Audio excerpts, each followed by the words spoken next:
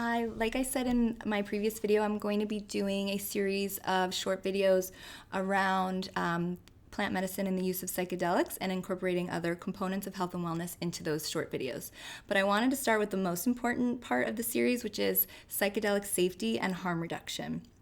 I also want to start by saying that I do not condone the use of illegal or illicit drugs by any means. I do support Mother Earth and believe that she gives us plant medicine for tools to help us in our passive self-discovery and to expand our consciousness. So the term that you may have heard in the past called a bad trip is a maybe negative or traumatic experience around the use of psychedelics. So I'm going to break down some components so that we can avoid having that for you in the future, or you or anyone that you know. So please feel free to share the information.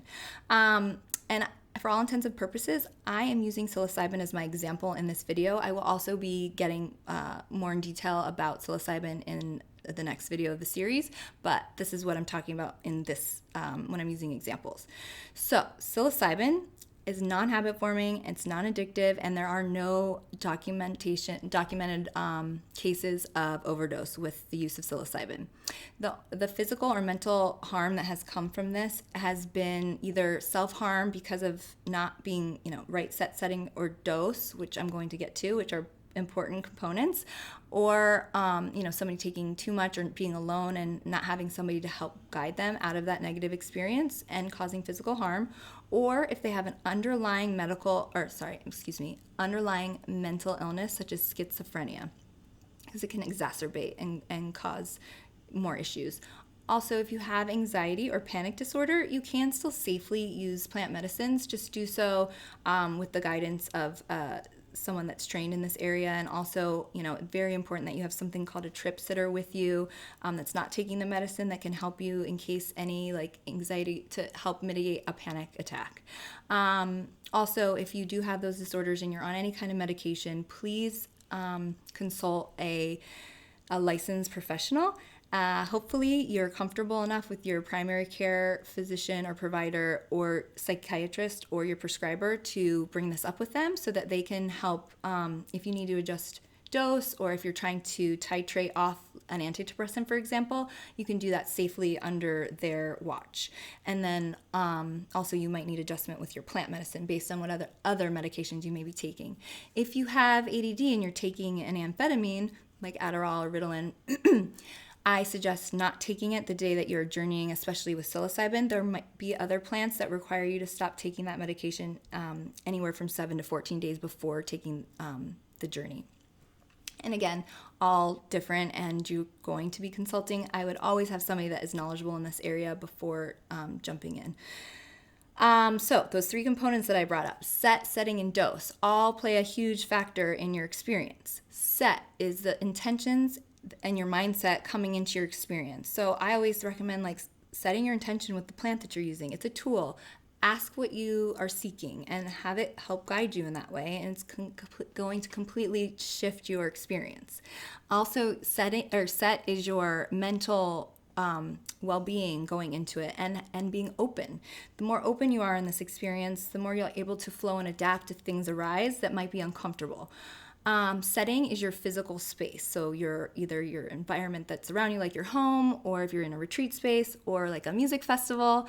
I know for a lot of people, maybe their first time with psychedelics has been at a music festival or a concert. Not highly recommended on my end to jump in that way, because it's just so much stimuli going on around you and you're already open. But there are going to be people that are still going to do that. So that being said, you want to be around people that you trust, and always test what you're taking. And that's where test kits come into play, not just at a music festival in general. They're not expensive, and they're a great thing to utilize if you are, going on a journey. Also, at music festivals, there's a wonderful organization called the Zendo Project, which helps if someone that you or know is having a negative or bad experience, like a bad trip, you can take them there, and it's low stimulus. People that are trained, the volunteers are all trained to help guide and calm down the person that's having this experience. So yeah, check them out. They're great. If you see anyone that's struggling, and even if you don't know them, you can always help guide them over to like the Zendo Project tent. Also, dose is a huge component, and we all metabolize things differently, or depending on what our diet is, or if we're on other medications or taking supplements. So dose is different from person to person, and I'm, like I said, for psilocybin, I am going to bring up the dosing in that. So microdosing is a topic that you might have heard or researched. So microdose is anywhere from 0.1 to 0.25 grams, and it's a great tool to help with creativity, with your focus, with mental health and clarity.